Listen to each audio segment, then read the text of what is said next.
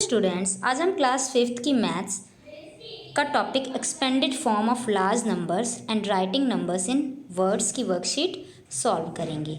इसमें बच्चों आपको संख्याओं को विस्तारित रूप से लिखना है, एक्सपेंडेड फॉर्म में लिखना है और जो संख्याएं हैं उनको वर्ड्स में लिखना है।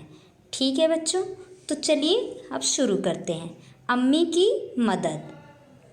ज़रीन की आज स्कूल से छुट्टी है। उसने अम्मी से कहा कि आज वह उनकी मदद दुकान पर करेगी। ज़रीन की अम्मी की एक परचून की दुकान है।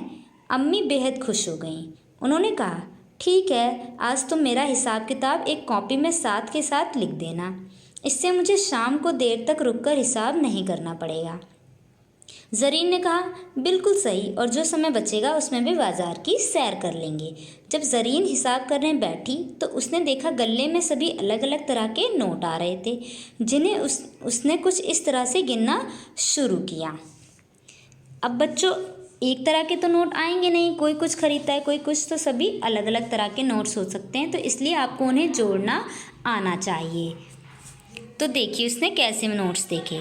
ये नोट 2000 का है, एक 500 का और एक 20 रुपये का, 2520। तो जब इसको हम लिखेंगे विस्तारित रूप से तो हम इस तरह से लिखेंगे 2000, फिर उसके नीचे 500, फिर उसके नीचे 20। तो जब आप जोड़ेंगे तो फिर आपका आएगा 2520, और जब आपको इसको पीछे से गिनना शुरू करेंगे 1s, 10s, 100, 1000, तो ये आपका बनेगा 2520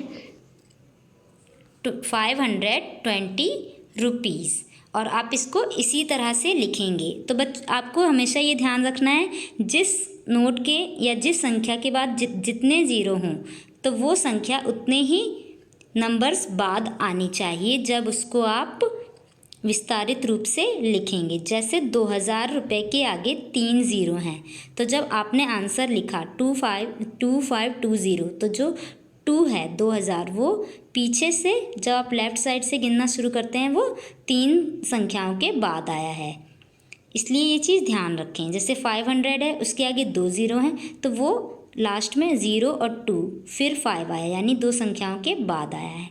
इस तरह से आपको ध्यान रखना है कि आपको किस तरह से इन्हें रखकर जोड़ना है। तो ये हो गया 2520 रुपीज़। इस तरह से आप इसको विस्तारित रूप से लिखेंगे, एक्सपेंडेड फॉर्म में लिखेंगे। आप ज़रीन की मदद करें और जल्दी से नोट देखकर लिख दें कि कितने रुपए हैं, ताकि ज़रीन का काम जल्दी से ख़त्म हो जाए और उसे अम्मी के साथ बाज़ार घूमने के लिए ज़्यादा समय मिले। अब बच्चों हैं 2000, 500 और 50 के नोट्स, तो आपको इसी तरह उसे जोड़कर समझ लेना है और आप इस तरह से उसे लिखेंगे 2550 रुपये।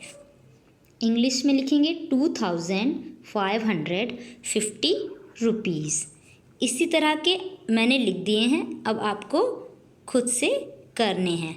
और अभिभावकों से अनुरोध है कि वो बच्चों को ये वाली बाज़ार की समझ विकसित करने के लिए घर पर बाज़ार खेल सकते हैं और पेज या गत्ते के नोट बना सकते हैं, और एक बच्चा दुकानदार बन सकता है और एक बच्चा ख़रीदार, जिससे उन्हें हिसाब करने की समझ उनमें विकसित होगी।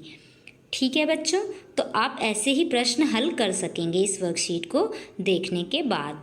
तो अगर बच्चों आपको मेरा वीडियो पसंद आया हो तो आप इसे लाइक और मेरे चैनल को सब्सक्राइब ज़रूर करें। थैंक यू बच्चों।